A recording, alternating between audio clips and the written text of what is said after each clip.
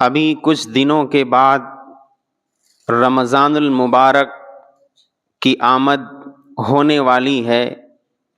ہم لوگ بہت جلد موسم بہار، نیکیوں کے موسم بہار میں داخل ہونے والے ہیں۔ رمضان المبارک کا مہینہ جب آتا ہے تو دنیا میں رحمت اور اللہ تبارک و تعالیٰ کی طرف سے انعامات اور نوازشات کی بارش ہونے لگتی ہے۔ ہر طرف نیکیوں کا موسم ہوتا ہے۔ رمضان المبارک اپنی قدر کرنے والوں کو اللہ تبارک و تعالیٰ کی طرف سے ملنے والے انعامات سے نواز کر چلا جاتا ہے۔ اسی بنیاد پر پوری دنیا اسلام رمضان المبارک کی آمد پر خوشی اور مسرت کا اظہار کرتی ہے، اور رمضان المبارک کی آمد کے لیے پوری امت بے چین رہتی ہے، رمضان المبارک کا انتظار کرتی رہتی ہے۔ خود رسول اللہ صلی اللہ علیہ وسلم کا حال یہ تھا کہ آپ تو رجب کے مہینے ہی سے دعا کرنے لگتے تھے، اللہم بارک لی فی رجب و شعبان وبلغنا رمضان، اے اللہ میرے لیے رجب میں، شعبان میں برکت دے دیجئے اور مجھے آپ رمضان میں داخل کر دیجئے، رمضان تک پہنچا دیجئے۔ کبھی آپ علیہ السلام دعا کرتے تھے، اللہم سلمنی لرمضان وسلم رمضان لی وسلمہ متقبلا، اے اللہ رمضان المبارک کو میرے لیے اور مجھے رمضان المبارک کے لیے سلامت رکھیے، صحت کے ساتھ رکھیے، اور اے اللہ رمضان المبارک کو میرے لیے امن و سلامتی کے ساتھ قبولیت کا ذریعہ بنا دیجیے۔ رسول اللہ صلی اللہ علیہ وسلم اس طرح دعاؤں میں اضافہ فرما کر اور شعبان کے اس مہینے میں اپنی عبادات میں اضافہ فرما کر رمضان المبارک کی تیاریوں میں لگ جاتے تھے، اور صحابہ اکرام کو بھی رمضان المبارک کے استقبال کے لیے، رمضان المبارک کی تیاریوں کے لیے ان کو بھی متوجہ کیا کرتے تھے۔ ایک موقع پر خطبہ دیا حضرت سلمان فارسی رضی اللہ عنہ کہتے ہیں کہ رسول اللہ صلی اللہ علیہ وسلم نے شعبان کے آخری ایام میں خطبہ دیا اور ہم لوگوں سے ارشاد فرمایا کہ اے لوگو، تمہارے اوپر ایک مہینہ اپنا سایہ دراز کرنے والا ہے، بڑی برکت والا مہینہ، بڑی عظمت والا مہینہ، ایسا مہینہ کہ اللہ تبارک و تعالیٰ نے اس مہینے کے روزوں کو فرض قرار دیا، اور اس مہینے کی راتوں میں قیام، اللہ کے سامنے کھڑے ہو کر عبادات کرنے کو اللہ تبارک و تعالیٰ نے اجر و ثواب کا ذریعہ بنا دیا۔ اے لوگو، اس مہینے میں ایک رات ایسی ہے جس میں عبادت کرنا 1000 مہینوں سے افضل اور بہتر ہے۔ اس کے بعد فرمایا کہ اے لوگو، یہ رمضان المبارک کا مہینہ جو آنے والا ہے، دراصل یہ ہمدردی کا مہینہ ہے، غم خاری کا مہینہ ہے، یہ مہینہ صبر کا مہینہ ہے، صبر کا بدلہ جنت ہے۔ اور فرمایا کہ اے لوگو، اس مبارک مہینے میں کوئی آدمی کسی روزے دار کو افطار کرا دے، اللہ تبارک و تعالیٰ روزے دار کے اجر و ثواب کے بدلے اس افطار کرانے والے کو اجر و ثواب عطا فرماتا ہے، اور روزے دار کے اجر و ثواب میں کوئی کمی نہیں ہوتی۔ صحابہ کہنے لگے، اللہ کے رسول، ہم میں سے ہر آدمی کی تو حیثیت یہ نہیں ہے کہ ہم روزے دار کو افطار کرائیں، اس کو کھلائیں پلائیں۔ آپ علیہ السلام نے ارشاد فرمایا کہ اللہ کی طرف سے ملنے والا یہ اجر و ثواب پیٹ بھر کے کھلانے پلانے پر موقوف نہیں ہے، بلکہ ایک کھجور سے، پانی کے ایک گھونٹ سے، دودھ کی لسی کے ایک گلاس سے بھی اگر کسی روزے دار کا روزہ افطار کرایا، اس پر بھی اللہ تبارک و تعالیٰ کی طرف سے روزے دار کے برابر اجر و ثواب عطا کیا جائے گا۔ اس کے بعد فرمایا کہ اے لوگو، یہ مہینہ جو رمضان المبارک کا مہینہ آنے والا ہے، اس مہینے کا پہلا عشرہ اللہ کی رحمت ہے، دوسرا اللہ کی مغفرت ہے، اور تیسرا عشرہ جہنم سے نجات ہے۔ رسول اللہ صلی اللہ علیہ وسلم نے اپنے خطبے میں یہ بہت سی چیزیں ارشاد فرمائیں جس سے صحابہ اکرام کے سامنے یہ بات رکھنا مقصد تھا کہ اے لوگو، آنے والے مہینے کے لیے تیار ہو جاؤ۔ آگے اپنے خطبے میں آپ نے ارشاد فرمایا کہ اے لوگو، 4 چیزیں ایسی ہیں کہ اس مہینے میں ان 4 چیزوں کو کرو۔ 2 چیزیں ایسی ہیں کہ جن 2 چیزوں کو کرنے کے بعد تم اللہ کا قرب اور نزدیکی حاصل کر سکو گے، اللہ کو راضی کر سکو گے، اور 2 چیزیں ایسی ہیں جن کو مانگے بغیر تمہیں کوئی چارہ کار نہیں۔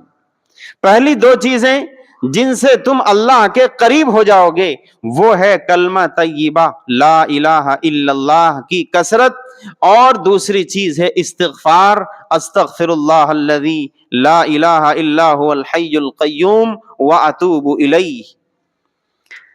کلمہ طیبہ خوب پڑھو، اور اسی طریقے سے اللہ سے معافی اپنے گناہوں کی خوب مانگو، استغفار کثرت سے کرو۔ یہ 2 چیزیں ایسی ہیں جو رمضان المبارک میں تمہیں تمہارے رب کے قریب لے جائیں گی۔ اور اس کے بعد فرمایا کہ 2 چیزیں ایسی ہیں جن سے تمہیں کوئی چارہ کار ہی نہیں۔ پہلی چیز جنت کا سوال کرو، اپنے رب سے اس مہینے میں خوب جنت مانگو۔ اللہم انی اسألک الجنہ، الجنت الفردوس، اے اللہ مجھے جنت دے دے، جنت الفردوس عطا کر دے۔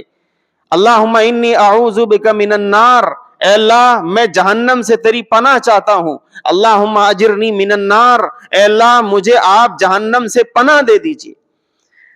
اس مہینے میں جہنم سے پناہ مانگو، جنت کا اللہ سے سوال کرو، استغفار کی کثرت رکھو، کلمہ طیبہ کی کثرت رکھو۔ یہ 4 چیزیں ایسی ہیں جو رمضان المبارک میں اپنا معمول بنا لو۔ اور اس کے بعد فرمایا کہ اے لوگو، رمضان المبارک کا جو یہ مہینہ آنے والا ہے اس میں اللہ تبارک و تعالی ایمان والے کے رزق میں اضافہ کر دیتا ہے۔ اے لوگو، رمضان المبارک کے مہینے میں اللہ تبارک و تعالی نفلی عبادتوں کا اجر و ثواب فرض عبادت کے برابر کر دیتا ہے، اور کسی ایک فرض کو ادا کرنے کا اجر و ثواب اللہ تبارک و تعالی عام دنوں میں 70 فرض ادا کرنے کے برابر کر دیتا ہے۔ ایسا مبارک مہینہ، ایسا عظمت والا مہینہ، اور فرمایا کہ جو شخص اس رمضان المبارک کے مہینے کا احترام کرے، اس کی عزت کرے، اس کی قدردانی کرے، اللہ کو نہایت پسندیدہ عمل ہے۔ قرآن کہتا ہے شہر رمضان الذی انزل فیہ القرآن، کہ رمضان المبارک کا مہینہ ایسا مہینہ ہے کہ اس مہینے میں قرآن کریم کو نازل کیا گیا۔ ہدی للناس وبینات من الہدی والفرقان، قرآن کریم تو سراپا ہدایت ہے، حق اور باطل، جھوٹ اور سچ کے درمیان فرق کرنے والی یہ کتاب الہی ہے، اسی مبارک مہینے میں نازل کی گئی۔ فمن شہد منکم الشہر فلیصم، لہذا تم میں سے جو کوئی رمضان المبارک کے مہینے کو پالے اس کو چاہیے کہ اس مہینے میں روزہ رکھے۔ اس مہینے کی سب سے بڑی قدر اور اس کا احترام یہی ہے کہ اس مہینے میں روزہ رکھا جائے۔ ایسا نہ ہو کہ رمضان المبارک جیسے ہی شروع ہو، چاند دکھے، فوراً دوا کی تھیلی ہاتھ میں آ گئی، اور اس کے بعد لوگوں کو دکھانے کے لیے بھائی شوگر بہت بڑھ گیا ہے اور بڑا ہم تو ہارٹ پیشنٹ ہیں، ہم تو رکھ ہی نہیں سکتے ہیں، دنیا کے سارے کام کر سکتے ہیں لیکن روزہ نہیں رکھ سکتے۔ وہ مشہور ہے کہ کسی شوہر نے اپنی بیوی، شوہر بیوی کی بات چیت چل رہی تھی تو بیوی نے شوہر سے کہا کہ بھائی کیا افطار میں کیا آپ کو سحری میں جگا دوں؟ کہ نہیں، ارادہ نہیں ہے۔ اچھا نماز پڑھنے جائیں گے؟ کہ نہیں، نماز کا بھی ارادہ نہیں ہے۔ اچھا روزہ رکھیں گے؟ نہیں، ارادہ تو نہیں ہے روزے کا بھی۔ بیوی نے پوچھا اچھا افطار کریں گے؟ تو کہنے لگے شوہر کیا تم بالکل کافر سمجھ رہی ہو، افطار بھی نہ کریں؟ تو ہم لوگ افطار میں تو ایسے بیٹھتے ہیں، پوری لمبی ٹوپی اور پورا چہرہ بالکل ایسا معصوم بنا کے، جیسے کہ لگتا ہے کہ کئی برس سے روزہ ہے ان کا۔ یہ آپ خود کو دھوکہ دے رہے ہیں، اللہ کو دھوکہ نہیں دے رہے۔ وہ تو رگ رگ سے واقف ہے، نحن اقرب الیہ من حبل الورید، وہ رگ شہ رگ جس کے کٹنے سے انسان کی جان چلی جاتی ہے. اللہ کہتا ہے جتنا شہرک تم سے قریب ہے اس شہرک سے بھی زیادہ ہم تم سے قریب ہیں, تمہاری رگ رگ سے ہم واقف ہیں. ہمیں کون دھوکہ دے سکتا ہے؟ اپنے آپ کو دھوکہ دے رہے ہو, ہمیں کوئی دھوکہ نہیں دے سکتا. اس لیے رمضان المبارک کی تیاری کی جائے اور رمضان المبارک کی قدردانی کی جائے. رسمی رمضان کا استقبال واٹس ایپ پہ اسٹیٹس لگا دیا, کسی دینی مجلس میں شریک ہو گئے, کچھ دیر کے لیے کہیں کوئی بیان سن لیا, یہ رمضان المبارک کا حقیقی استقبال نہیں ہے. رمضان المبارک کا حقیقی استقبال تو یہ ہے کہ آدمی اپنے تمام کاموں کو پورے نظام العمل میں اپنے تمام کام جو دن بھر رات بھر کے اس کے کام ہیں ان پورے تمام کاموں کی پورے اپنے روٹین کا ایک جائزہ لے لے اور دیکھ لے کہ میرے کون سے کام, میری کون سی مصروفیات ایسی ہیں کہ اگر ان مصروفیات کو, ان کاموں کو ذرا میں رمضان کے بعد کے لیے ٹال دوں تو میرا کوئی نقصان تو نہیں ہوگا. ایسے جتنے کام ہیں ان کو ذرا مؤخر کر دے اور جو وقت بچے اس وقت میں اللہ کی عبادت کے لیے اپنے آپ کو فارغ کر لے. رسول اللہ صلی اللہ علیہ وسلم کا تو مبارک معمول یہ تھا کہ جب رمضان المبارک کا مہینہ آتا تو بالکل علیحدگی اختیار کر لیتے, بیویوں سے بھی الگ ہو جاتے اور کمر کس لیتے اللہ کی عبادت کے لیے. دن بھر روزہ رکھتے اور رات میں اللہ کے سامنے عبادت کے لیے کھڑے ہو جاتے اور بالکل اپنے گھر کا کوئی فرد ایسا نہیں بچتا تھا جس کو عبادت کے لیے آپ علیہ السلام بیدار نہ کرتے ہوں. ترتیب بنی رہتی کہ پوری رات اللہ کے سامنے اس خانوادہ محمدی کا کوئی نہ کوئی فرد اللہ کے سامنے سر بسجود رہتا تھا. یہ رمضان المبارک کا استقبال تھا. حدیث میں ایک موقع پر آپ علیہ السلام نے فرمایا کہ اگر لوگوں کو یہ معلوم ہو جائے کہ رمضان المبارک ہے کیا, اس میں اللہ تبارک و تعالیٰ نے کیا اجر و انعام رکھا ہے, اگر اس کی حقیقت معلوم ہو جائے تو میری امت یہ تمنا کرے کہ سال بھر رمضان ہی رہے. ایسا برکت والا مہینہ, ایسی عظمت والا مہینہ کہ جس مہینے میں جنات و شیاطین کو قید کر دیا جاتا ہے, جنت کے دروازے کھول دیے جاتے ہیں اور جہنم کے دروازے بند کر دیے جاتے ہیں. اللہ تبارک و تعالیٰ کی طرف سے فرشتوں کو لگا دیا جاتا ہے کہ امت محمدیہ کے روزہ داروں کے دعاؤں پر آمین کہو. ایسا برکت والا مہینہ اللہ تبارک و تعالیٰ نے ہم سب کو اب جلد ہی اللہ تبارک و تعالیٰ دینے والا ہے. اس کے لیے ہم سب کو دعا بھی کرنی چاہیے کہ اللہ امن و سلامتی کے ساتھ رمضان المبارک کو ہمارے لیے اور ہمیں رمضان المبارک کے لیے صحیح سلامت رکھیے اور رمضان المبارک کو ہمارے لیے امن و سلامتی کے ساتھ قبولیت کا ذریعہ بنا دیجیے. رمضان المبارک آئے اور آتے ہی مسجدیں بھر جائیں اور مسجدوں میں جگہ نہ رہے, قرآن کریم کے نسخے کم پڑ جائیں پڑھنے والوں سے. یہ شروع کے 2-4 دن 5 دن پہلا عشرہ, اس کے بعد پھر جو مسجدیں خالی ہوتی ہیں, پھر جو قرآن پاک کو باندھ کر لپیٹ کر رکھا جاتا ہے اور پھر جو ٹوپیاں اترتی ہیں, پھر جو روزوں میں کمی آتی ہے, یہ اس کا مطلب یہ ہوا کہ ہم نے رمضان المبارک کا حقیقی استقبال نہیں کیا, رسمی طور پر کر لیا کہ بھائی مسلمان ہیں, رمضان آیا چلو پھر چلا جائے مسجد, 2-4 دن اپنے علول جلول نماز پڑھی, تلاوت کی ہلکی پھلکی اور اس کے بعد اپنے چلتے بنے. یہ رمضان المبارک کا حقیقی استقبال نہیں ہے. رمضان المبارک کا حقیقی استقبال یہ ہے کہ اپنی عبادتوں میں اضافہ کر دیا جائے, اپنی تلاوت میں, قرآن کی تلاوت میں اضافہ کر دیا جائے, اپنی دعاؤں میں اضافہ کر دیا جائے, ذکر و اذکار تسبیحات میں اضافہ کر دیا جائے, اپنے گناہوں کو جن کو ہم 11 مہینے تک کرتے آئے, نفس جن گناہوں کا عادی بن گیا, ان گناہوں سے اپنے آپ کو دور کیا جائے, بچایا جائے, جھوٹ نہ بولا جائے, چغلخوری نہ کی جائے, غیبت نہ کی جائے, لڑائی جھگڑا نہ کیا جائے, بحث مباحثہ نہ کیا جائے, زبان سے اپنی کوئی ایسا بول نہ نکلے جو اللہ کی ناراضگی کا سبب بن جائے. ان تمام چیزوں سے اپنی حفاظت کرتے ہوئے میں صرف اور صرف اللہ کی رضا اور اس کی قبول اور اس کی خوشنودی کے لیے اپنے آپ کو وقف کر دینا, تمام مصروفیات اور تمام کاموں سے وقت نکال کر صرف اللہ کا بن کے رہ جانا, یہ ہے اصل رمضان المبارک کا استقبال اور اس کی تیاری. اور رمضان المبارک کی آمد کی خوشی اور مسرت کے حقیقی معنی یہی. اور محض رسمی چیزیں ہوں تو پھر تو کتنی بار رمضان آیا, کتنی بار چلا گیا, پھر آئے گا, پھر چلا جائے گا. نہ کل کچھ ہاتھ آیا تھا نہ اب کچھ ہاتھ آئے گا، آئندہ بھی اگر ایسے ہی رویہ رہا تو پھر دن تو کسی کے لیے رکتا نہیں ہے۔ اللہ تبارک و تعالیٰ کا یہ نظام ہے کہ دن وقت کسی کے لیے نہیں رکتا ہے، وہ تو ایک گھڑی ہے جو چل رہی ہے، مسلسل چل رہی ہے۔ آپ اپنے آپ کو ان لمحات میں کیسے ایڈجسٹ کریں گے یہ آپ کو خود سوچنا پڑے گا۔ ہم خود نہیں کرا سکتے، آپ کسی کو زبردستی نماز نہیں پڑھوا سکتے، آپ کسی کو روزہ نہیں رکھوا سکتے۔ یہ تو اسی وقت ممکن ہے جب انسان کے اندر یہ احساس پیدا ہو جائے کہ اللہ تبارک و تعالیٰ مجھے دیکھ رہا ہے، اللہ نے میرے لیے 2 فرشتے میرے اوپر تعینات کر دیے ہیں جو پل پل کی خبر نوٹ کر رہے ہیں، اور وہ رجسٹر کل قیامت میں اللہ کے دربار میں کھلے گا۔ قرآن کہتا ہے ما لہذا الکتاب لا یغادر صغیرۃ ولا کبیرۃ الا احصاها۔ جب یہ رجسٹر کھل کے سامنے آئے گا نامہ اعمال، اور اس میدان محشر میں پوری دنیا کے انسان و جنات جمع ہوں گے، خود محمد الرسول اللہ صلی اللہ علیہ وسلم موجود ہوں گے۔ جب یہ رجسٹر کھل کے سامنے آئے گا، قرآن کے الفاظ ہے کہ انسان کہے گا کہ ہائے افسوس، یہ کیا ہوا؟ اس رجسٹر نے تو میرا نہ چھوٹا نہ بڑا کوئی بھی عمل جو میں نے تنہائی میں کیا یا پبلکلی کیا، کسی بھی طریقے کا کیا ہوا کوئی عمل اس رجسٹر سے نہیں چھوٹا، سب کا سب اس میں درج ہے، اب میں کیا کروں؟ قرآن کہتا ہے فَأَمَّا مَنْ أُوتِيَ كِتَابَهُ بِيَمِينِهِ، جس کے دائیں ہاتھ میں نامہ اعمال دے دیا جائے، فَيَقُولُ هَاؤُمُ اقْرَءُوا كِتَابِيَهْ، وہ کہے گا اے لوگو آؤ میرا نامہ اعمال پڑھو، دیکھو مجھے جنت کا سرٹیفکیٹ ملا۔ وَأَمَّا مَنْ أُوتِيَ كِتَابَهُ بِشِمَالِهِ، اور جس کے بائیں ہاتھ میں اعمال نامہ دے دیا گیا جہنم کا سرٹیفکیٹ، تو وہ افسوس کرے گا۔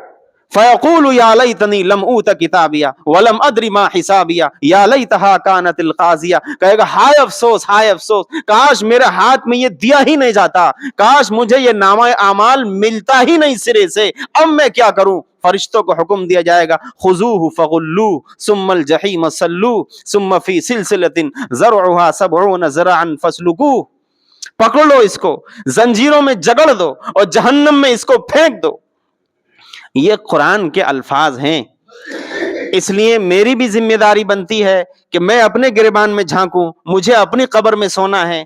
آپ کی ذمہ داری بنتی ہے، آپ اپنے ضمیر کو ٹٹولیے کھنگالیے، آپ اپنے اعمال کا جائزہ لیجئے، آپ کو اپنی قبر میں سونا ہے، مجھے میرے اعمال کا حساب دینا ہے، آپ کو اپنے اعمال کا حساب دینا ہے، کوئی کسی کے کام نہیں آئے گا۔ وَتَقَطَّعَتْ بِهِمُ الْأَسْبَابُ، قرآن نے کہا کہ سارے رشتے ناتے ٹوٹ جائیں گے۔ یوم یفر المرء من اخیہ وامہ وابیہ وصاحبتہ وبنیہ لکل امرئ منہم یومئذ شأن یغنی۔ صورتحال یہ ہوگی کہ انسان، ایک شوہر اپنی بیوی سے بھاگے گا، ایک بیوی اپنے شوہر سے بھاگے گی، ایک باپ اپنی اولاد سے، ایک اولاد اپنے باپ سے، اس طرح بھاگیں گے کہ ہر ایک کو اپنی فکر ہوگی، کوئی کسی کے کام نہیں آئے گا۔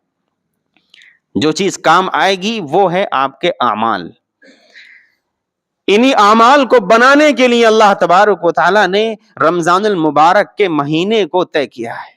رمضان المبارک کا مہینہ جو اگلے ہفتے ہی انشاءاللہ بہت جلد شروع ہونے والا ہے، اس کے لیے ہم سب کو تیار رہنا ہے، اپنے پورے روٹین کو ہمیں چینج کر لینا ہے ابھی سے، اور اپنی عبادتوں میں اضافہ کر لینا ہے ابھی سے، اپنے ذہن کو بالکل تیار کر لینا ہے ابھی سے، تاکہ رمضان المبارک کا کوئی لمحہ بھی غفلت میں نہ گزرے، اللہ کی یاد میں گزرے، اور جب ہم رمضان المبارک پورا پار کر چکے تو ہم بالکل ویل ٹرینڈ ہو چکے ہوں، شیطان سے مقابلہ کرنے کے لیے ہماری نفسانی خواہشات دب چکی ہوں، اور ہماری جو نورانی صفات ہیں، فرشتوں کی جو صفات اللہ تبارک و تعالیٰ نے ہم میں رکھی ہیں، وہ بلند ہو جائیں، وہ ترقی پا جائیں، اور اللہ تبارک و تعالیٰ کے دربار سے ہم سب مغفرت کا سرٹیفکیٹ لے کر عید الفطر کی نماز کے بعد اپنے گھروں کو واپس آئیں۔ اگر ہم یہ کر لے گئے، کوئی مشکل نہیں ہے، کوئی دنیا کا اگر مشکل ہوتا تو اللہ کی قسم رمضان المبارک کا حکم ہی اللہ نہ دیتا۔ یہ تو قرآن کے الفاظ ما جعل علیکم فی الدین من حرج، کہ ہم نے دین میں کوئی تنگی نہیں رکھی, کوئی پریشانی نہیں رکھی. ایسا نہیں ہے کہ انسان کر نہ سکے. لا یکلف اللہ نفسا الا وسعها, جتنا تم کر سکتے ہو ہم نے اپنی شریعت میں اتنا ہی تمہارے اوپر بوجھ ڈالا ہے, تمہاری طاقت سے زیادہ بوجھ ہم نے ڈالا ہی نہیں ہے سرے سے. اس کا مطلب یہ ہوا کہ کسی انسان کے بس سے باہر یہ چیز نہیں ہے, ہر انسان کر سکتا ہے, بس ہمت کی ضرورت ہے, حوصلے کی ضرورت ہے, اللہ تبارک و تعالی کی توفیق مل جائے اس کی ضرورت ہے. اس کے لیے دعاؤں کا بھی اہتمام کریں. اللہ